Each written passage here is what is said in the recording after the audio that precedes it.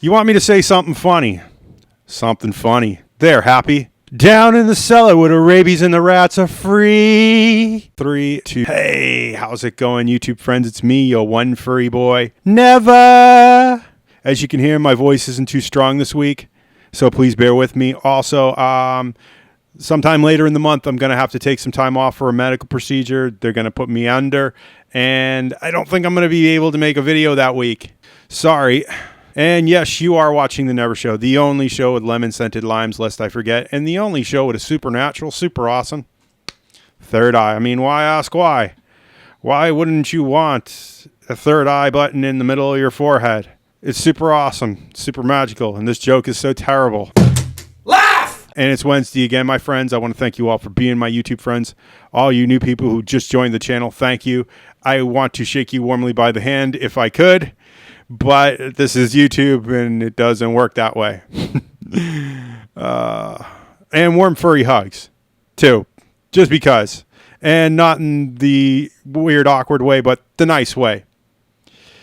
I want to also thank you for being there for me. I don't know what I'd do without you guys. Thank you for being my YouTube friends. I'm truly grateful. Every time I say this, I feel blessed. And I want to thank you all for clicking that subscribe button and that little bell icon, because it's part of the YouTube experience and adding me to your YouTube experience. Thank you for that. Nothing to shout out this week, but if you follow me on Twitter, you know what's going on, and that's all you really need to know. So let's get into that movie review, shall we?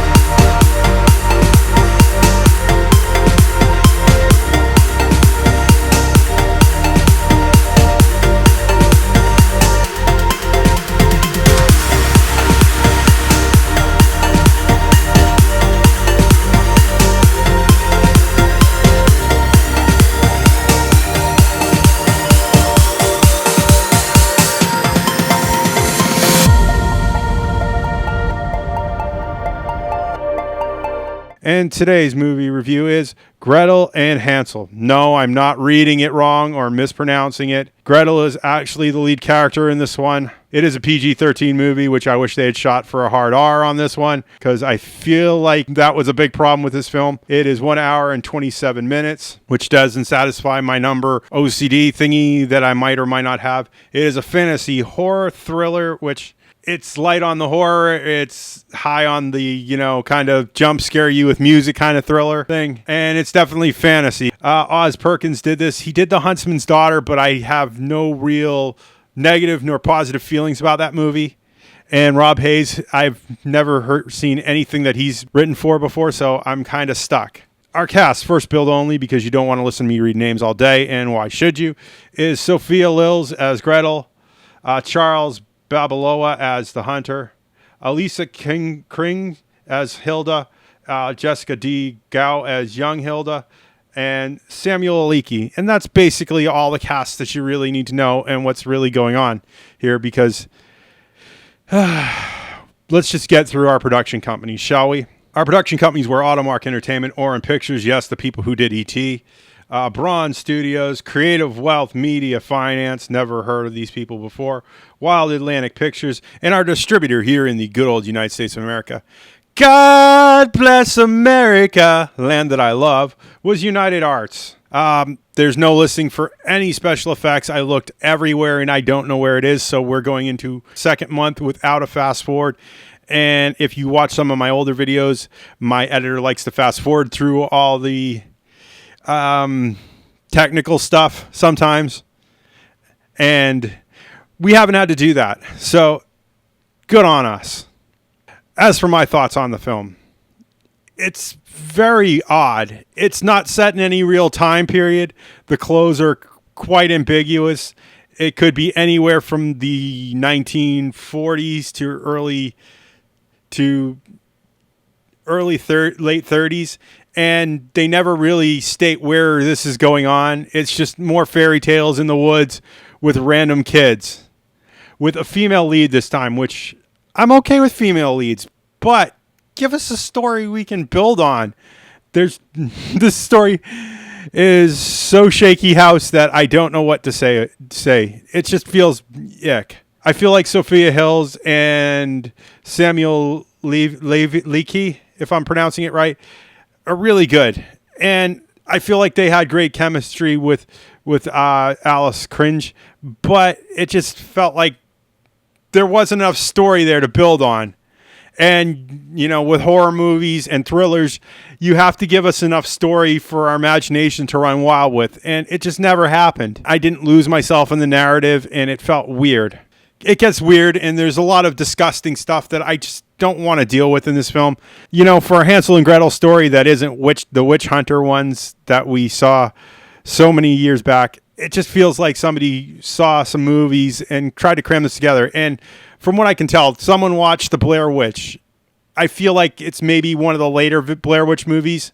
I just can't put my finger on which one. Said, ooh, we need to have those long cinematic shots and stuff like that. And then they saw The Witch and said, well, we need to try to copy this as well. And then they said, well, everybody loves superheroes, so let's just cram in some X-Men stuff. And we'll call it Gretel and Hansel. It just feels weird. Let's just get down to the hardcore stuff. It is it's a 5.5 on IMDb. And it is a 59% with a 21% audience score on Rotten Tomatoes. And I feel that this is balanced right now. But I think as more people see this, it's going to be even more of a letdown as you go on. I want to see what CinemaSins thinks, just because I feel like this is fertile territory for a very high sin count, just to be honest with you. And for you hardcore movie fans that just want the box score, I see this as maybe a TV watch. And I mean, basically noise in the background, TV's on, and I'm writing or not paying attention. So very ambient to the point that it's almost I'm not even watching it. That means I'm also going to pass on a DVD buy. I just don't see any interest in buying a DVD or a Blu-ray of this. Only morbid curiosity is going to bring you to the theater to see this. So for me, it's a pass. And that's all I have to say. I feel like this film is just the way it is. It's so ambiguous. It's trapped between reality and fantasy and all this stuff, and it just never feels quite right. And with all that said, if you like what you see in here, make sure you click that like button. More likes means this video is shared elsewhere on the YouTube, and views and likes are how YouTube works now. So please hit that like button and share this video with your friends. All comments are 100% guaranteed response. I don't have to go into a spiel. I don't want to be a carnival barker. Let's be YouTube friends. So if this is your first time seeing a video from my channel, please hit that subscribe button. Stay a while. Let's be YouTube friends. And you know, I have to ask, I have an Amazon, I have a Patreon. It is not without your support that keeps this channel afloat. I don't know how I do it without you. Thank you for your donations so far, and thank you for supporting my American dream. And with all that said, for a final time, because I can't stop saying it, and I know it's a terrible joke, running joke on this channel, and I can't stop myself. If you want to see more of this nonsense, make sure you hit that subscribe button and that little bell icon. Ring a ding ding. And I will see you all in the next movie review. Bye!